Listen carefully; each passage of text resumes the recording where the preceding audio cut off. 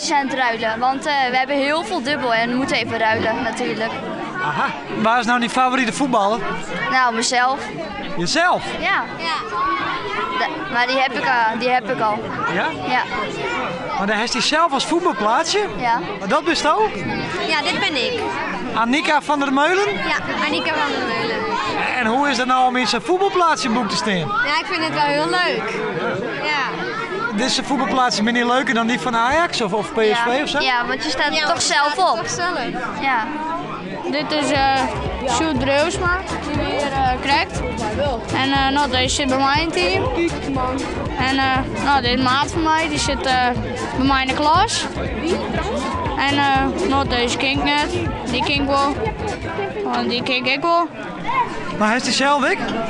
Ja, die heb ik. Nou, maar die heb ik thuis al. Mijn vriendentie en mijn hem en iedereen krijgt die. Dus Ja, door Deel Zuid?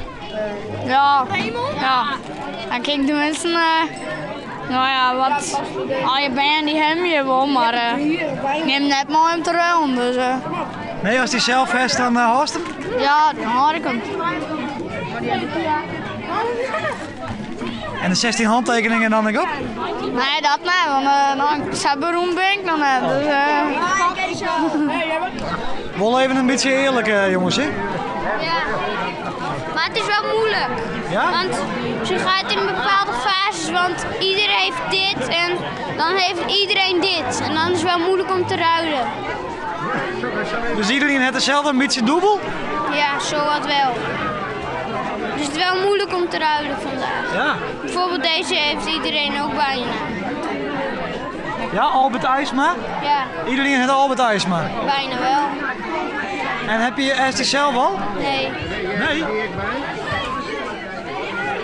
Dus dat is een zeldzaam voetbalplaatsje. Ja. Gelukkig wel. Ja? Ben je er wel blij hoor? Ja. Hoezo? Aan de ene kant ook weer net. Want kijk, het is wel leuk als iedereen je heeft.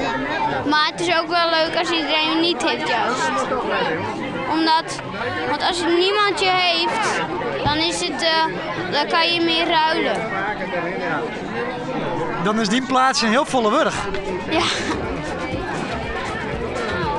Dat wel.